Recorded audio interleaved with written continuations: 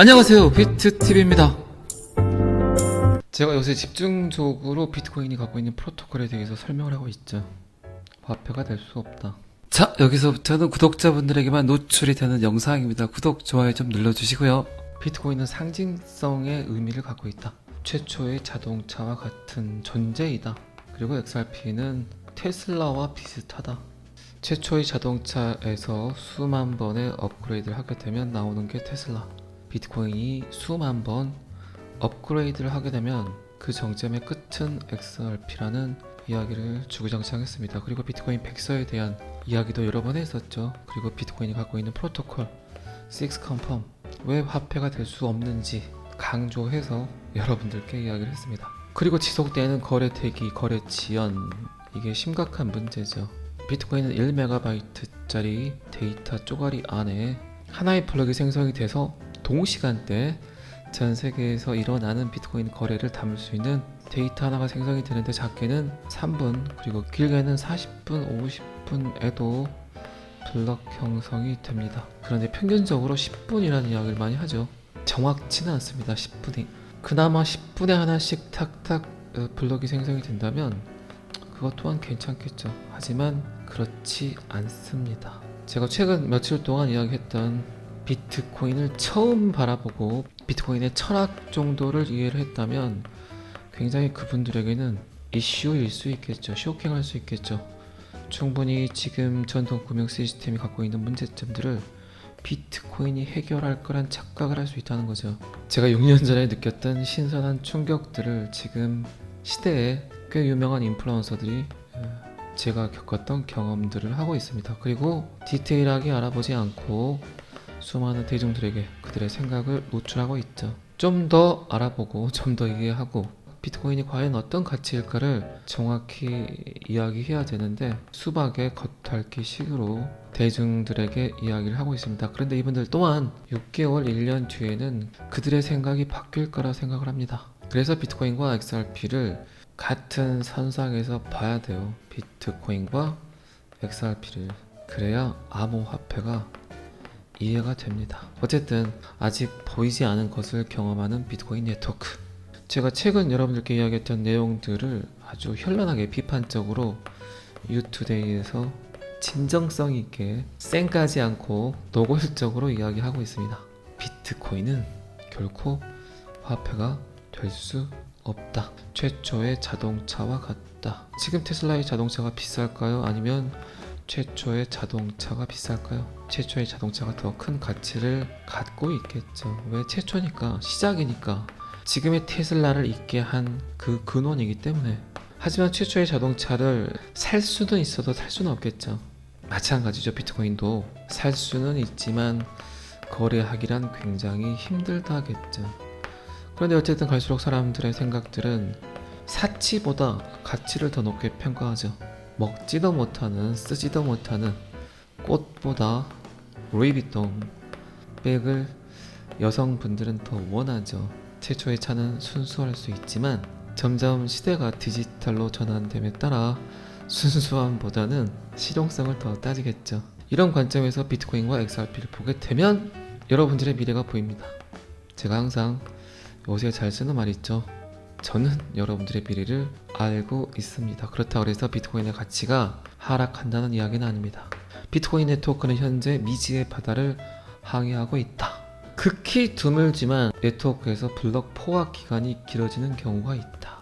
거래 지연, 거래 대기를 넘어서 지금 내 비트코인이 어디 있는 줄 모를 수도 있다. 데이터상으로는 남아있지만 아직 거래가 완성되지 않았기 때문에 그 비트코인이 미지의 항해를 하고 있다. 어쨌든 비트코인은 6컴펌입니다. 6컴펌 이야기를 하면 제가 자주 쓰는 이야기가 있습니다. 비트코인의 블럭은 CPU 성능이 가장 높은 채굴장에서 가져갈 확률이 굉장히 높죠.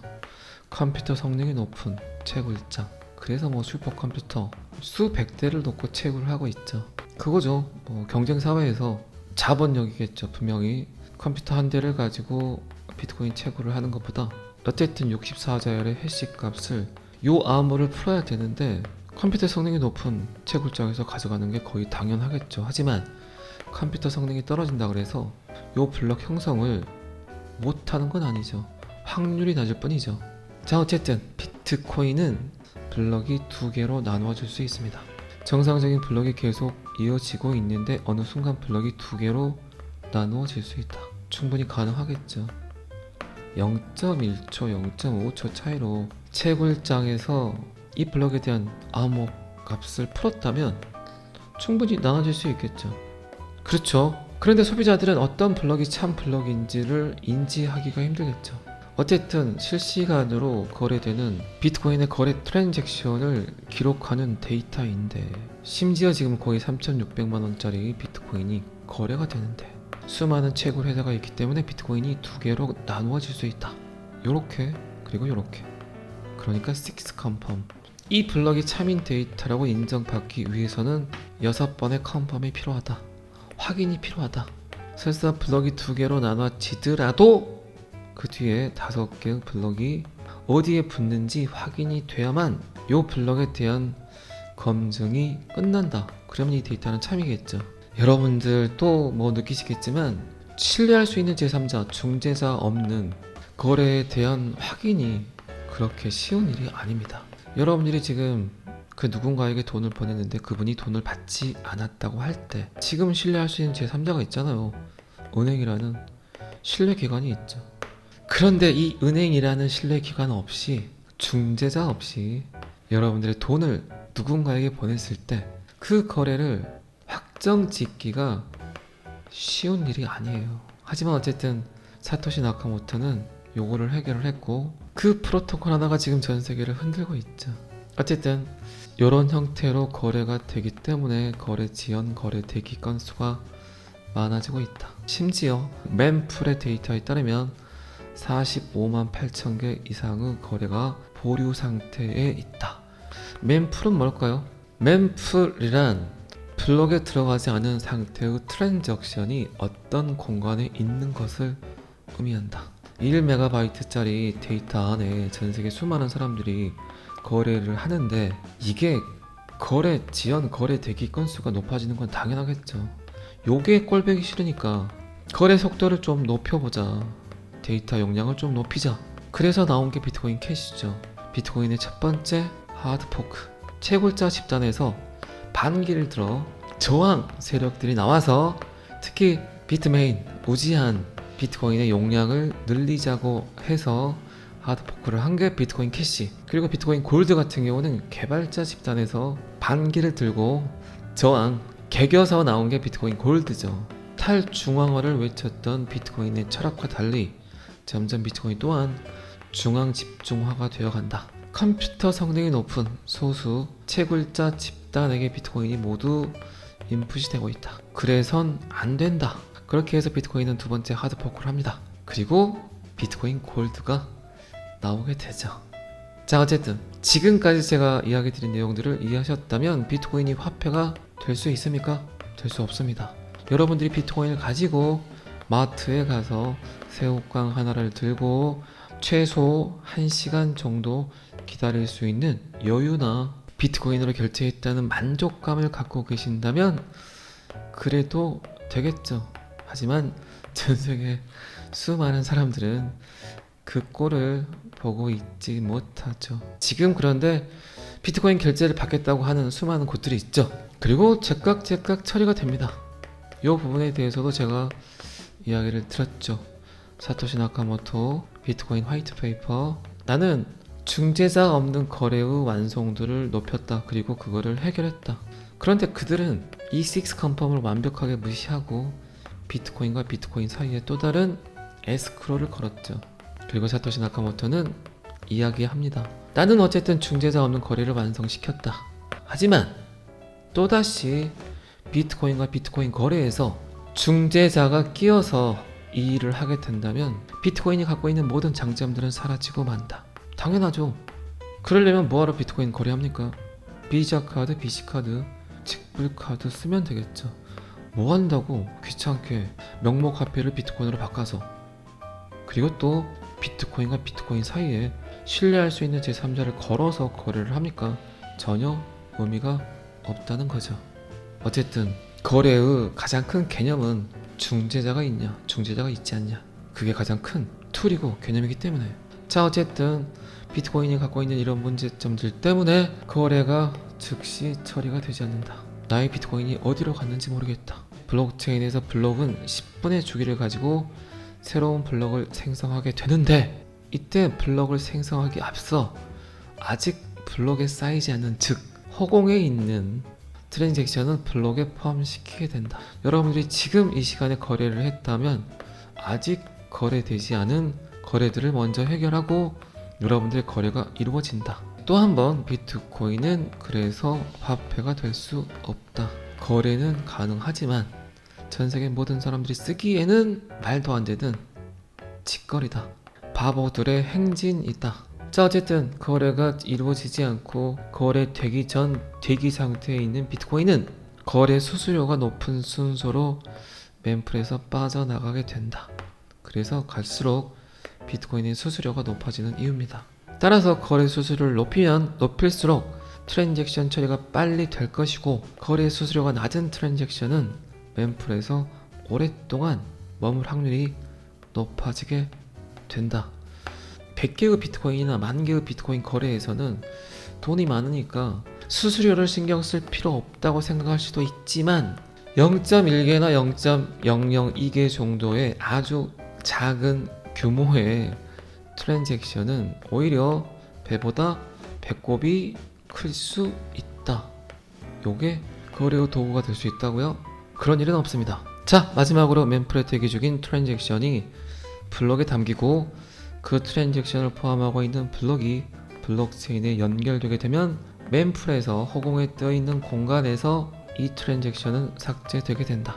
이때 정상적으로 블록에 담기고 블록체인에 연결이 되는 순간이 결국 첫 번째 컨펌이 된다. 이 지랄을 6번 해야 그나마 내 거래가 이루어졌구나 라고 안심할 수 있다. 자, 제가 어떤 이야기를 하는지 충분히 여러분들이 이해하셨을 거라 생각을 합니다. 토요일이기 때문에 더 그러겠죠. 마음이 편하니까. 자, 그러면 다시 본문으로 가보도록 하겠습니다. 자, 어쨌든 멤플에 따르면 현재 45만 8천 개 이상의 거래가 보류 상태에 있다. 이런 전례 없는 혼잡은 비트코인 네트워크가 직면하고 있는 문제, 특히 가치가 낮은 거래를 확인할 때 직면하고 있는 문제를 명확히 드러내고 있다. 방금 전에 말씀드렸죠. 그래서 비트코인 블록체인의 각 블록은 고정된 크기를 갖고 있어 보유할 수 있는 거래수가 극히 제한된다. 트랜잭션 요청이 급증하고 블록 용량을 초과하면 결국 나의 비트코인은 허공에 떠 있다. 그래서 낮은 수수료를 선택한 사람들의 경우 거래 지연이 지속될 수밖에 없다. 그리고 비트코인의 네트워크 현재 블록 포화도가 우려되지만 기본 메커니즘을 이해하는 것이 굉장히 중요하다. 그러니까 비트코인을 이해해야 된다. 비트코인이 왜 지금 세상에 나왔는지, 사토시 나카모토가 진짜 원했던 게 무엇인지, 그가 이 세상에 이야기하고 싶었던 게 무엇인지. 제가 사토시 나카모토라면 비트코인이 화폐가 되는 걸 원하지 않았을 것 같아요. 비트코인보다 훨씬 월등한 그 암호화폐가 전세계 모든 사람들에게 쓰이길 원했겠죠. 자, 여기 써놨어요. 뭔지 잘 보세요. 계속 또 얘가 CBDC 하겠다, 미래의 돈 하겠다, 제2의 구글 하겠다, 이런 이야기 나오고 있죠. 그러니까 기본 메커니즘을 이해하는 것이 중요합니다. 모르겠어요. 저는 어쨌든 암호화폐 유튜버지만 뭐 저 외에도 굉장히 많은 유튜버들이 있겠죠. 그런데 그분들이 진짜 암호화폐를 이야기하는 수많은 유튜버들이 비트코인 백서를 한 번이라도 읽어본 적 있을까요? 블록 형성이 어떻게 되는지, 비트코인이 어떻게 나오는지 알고 있을까요? 사토시 나카모토가 이야기하고 있는 철학들을 이해하고 있을까요? 그래서 제가 자꾸 이 영상 저 영상 끼웃끼웃 거리지 말라는 겁니다. 어떻게 자동차에 엔진 오일을 교체할 수 있는 능력이 없는 분이 엔진을 만들 수 있겠습니까? 암호화폐에 투자하는 것도 여러분들의 선택, 여러분들의 신념을 갖게 하는 영상들도 여러분들의 선택이에요. 지금은 그렇게 많은 개수의 영상이 중요하지 않습니다. 그리고 이런 영상들이 여러분들의 돈을 지켜주지 않습니다. 너무 썸네일에 낚이지 마시고 몇 개만 보세요. 몇 개만. 디톡스 아시죠? 해독. 여러분들에게 진짜 지금 필요한 건 몸의 디톡스가 아닌 영상의 디톡스가 필요하죠. 암호화폐 관련 영상들은 중독성을 갖고 있습니다. 다시 한번 말씀드리지만 여러분들에게 지금 필요한 건 몸의 디톡스가 아니다. 영상의 디톡스가 필요하다. 해독이 필요하다는 겁니다. 어쨌든 수많은 사람들이 이제 비트코인 거래를 하면서 체험을 하고 있죠. 왜 이렇게 거래가 늦어? 이런 것들을 알아가고 있습니다. 그것 또한 비트코인의 인기와 채택이 점점 증가하고 있다는 것의 증거일 수 있겠죠. 자, 오늘 영상은 오전, 오후로 나눌게요. 너무 길면 여러분들 지루하시니까 XRP 데이터는 오후 6시에 업로드하는 걸로 하겠습니다. 잘 아시겠지만 구독과 좋아요는 저를 너무너무 힘나게 합니다. 감사합니다. 비트TV였습니다.